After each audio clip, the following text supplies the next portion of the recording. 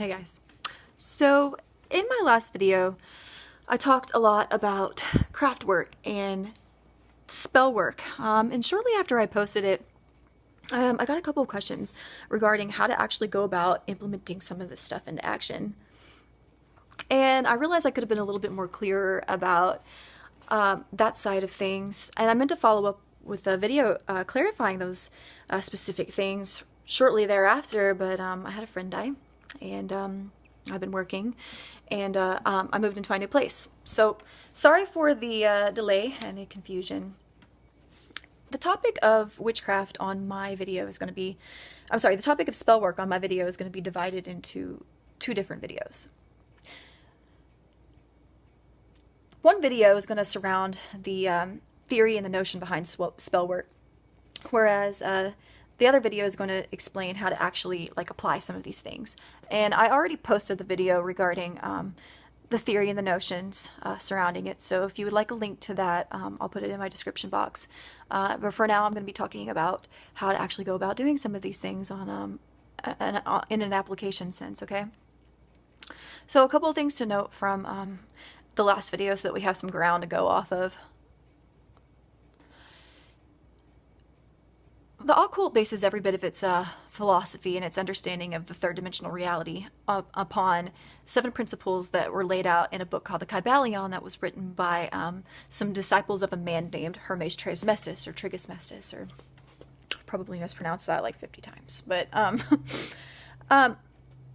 the principle within that Kybalion that most specifically relates to spellwork and craftwork is the principle of mentalism, which basically states that everything that we can witness occurring within this physical reality around us is a manifestation from thought. The universe is a holograph that learns from itself. And witches understand that there are 4 planes of existence within this third dimensional reality. And those are a material plane of existence, a physical, a mental plane where all of the thoughts are embedded, a spiritual plane where our astral body or astrological body or our spiritual body exists, and I do this every time. Mental, spiritual, physical, energetic plane. An energetic plane where our energetic body exists within. Everything that makes up the third dimensional reality is divided into these 4 different categories, and these are all the same exact thing in nature. All these planes of existence are the same in nature, but they're only separated by a matter of vibration, a degree of vibration, okay? So, for example, the ground, the chair that I'm sitting on, is the same exact thing as the thoughts that I'm thinking. It's just they're separated by a degree of vibration. And so when witches want to conduct spell work or conduct a spell, they will access the mental plane first. And that's because the principle of mentalism within the Kybalion specifically states that everything happens is manifested from thought around us. Within the spiritual community, the law of attraction basically spells out. The law of attraction is a renowned concept within the spiritual community that basically gives you an understanding as to how to change your life drastically based on these principles. The law of attraction is like attracts like, which is like unto itself is drawn. So the thoughts that you send out into the universe come back to you. They're matched on a frequency level, matched on a vibrational level by the law of attraction due to the holographic nature of the universe that learns from itself. So you can explore the law of attraction on your own, or I might in a different video. But that basically is a couple things to note to surround the theoretical side of spell work. So in order to access the mental plane, where all changes are effected from, a witch needs to go into her subconscious, or she needs to set up her environment to directly access her subconscious thoughts. Most of the thoughts that are thought throughout the day are created within the ego, created within a capacity where a person understands that there are people perceiving them at all times. The subconscious mode exists where the person is at the most pure, uninhibited state, okay? You can understand the subconscious, I'm sure. You can understand what it would take to think thoughts and to exist within a subconscious mode, or hopefully you can. So witches will do a variety of things to access this mental plane, to access their subconscious thoughts, okay? And a lot of a major commonality amongst witches that they do in order to access this plane is they will set up an altar.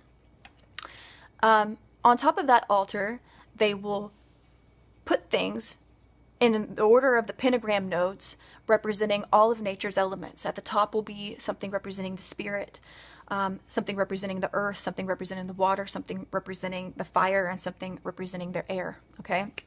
Again, I talked about this in my last video, if you'd like to get a better understanding of that. A witch will set things on top of her altar that represent the elements so that she can get into a subconscious mode where she can think thoughts on the subconscious level of vibration. She could think things into existence, right? But that's not all a witch does on top of her altar. I'm going to use the example of a love spell to help you understand this on the application side of things, because a love spell is everybody's favorite topic when it comes to spell work, right? So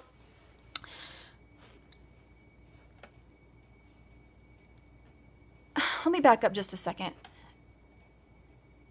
Things that are done on one plane will directly affect things that are done on another. So if I am to think thoughts within my subconscious mode on the mental plane, then by process of this theory, by process of witchcraft, I am then to see things happen on a physical level around me in the material plane, because the material plane where space and time is defined, okay? Space and time do not limit things on the mental plane. So on the mental plane, the thoughts that you think aren't characterized by elements of space and time.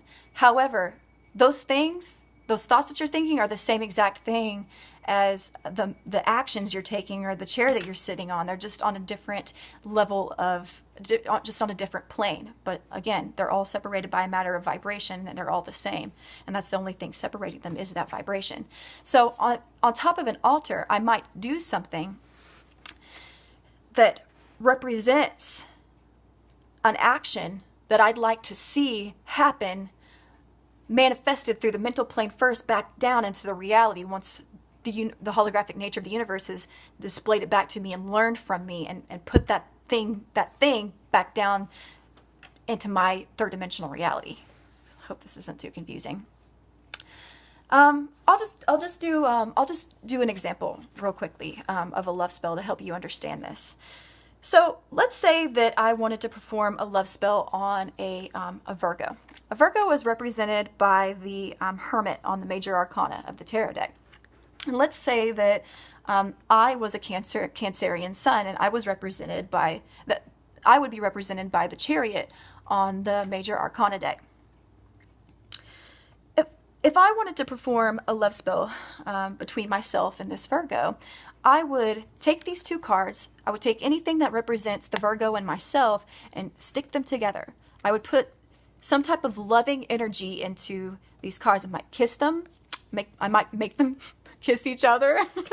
I might do something, I might tie a string around them, exemplifying or demonstrating a sense of coming together. I might just take my hands and in emotion, with one hand, I'm holding the phone, so I can't really do this, but I might, with one hand, take a card, and then with another, bring them together. And I would do this several times throughout the day so that my subconscious got the memo, and so that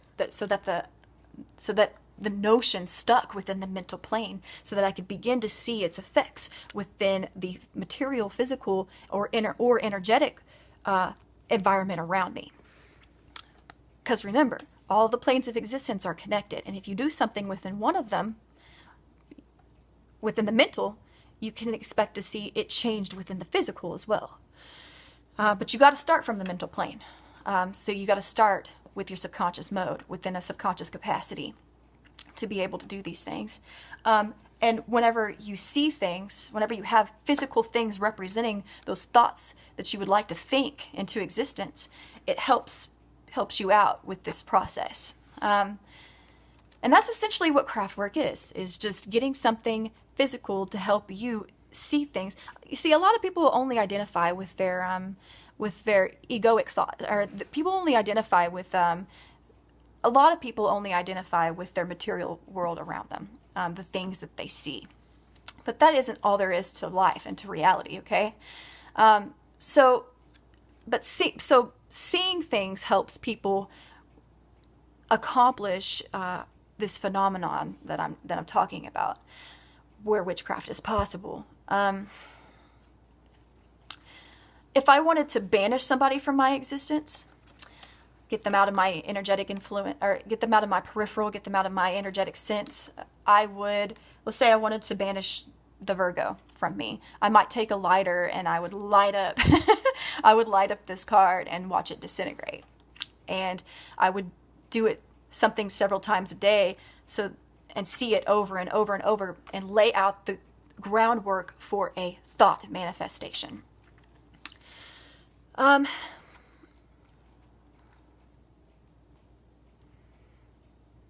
could bind two people together.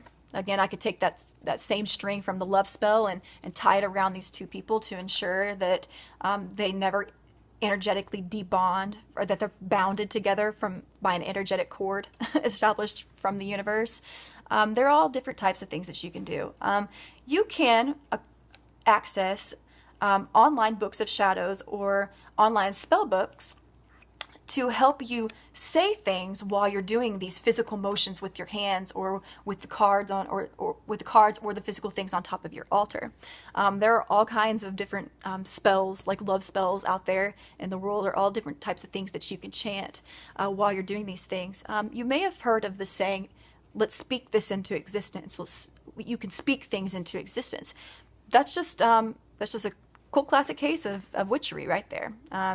Because by physically saying words, you can begin to see on a material level, on a physical level, things coming into existence based on the words that you put out into the universe.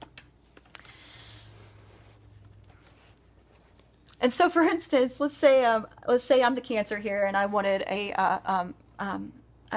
this Virgo to fall in love with me. I would say something like, I don't know one off the top of my head, so just bear with me. Roses are red, violets are blue.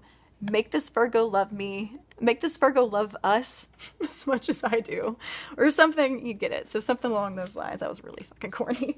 Yeah. So you get the idea. So yeah, I basically just wanted to clarify how to actually go about doing some of these things. Of course, the tarot cards were just an example. You can use anything.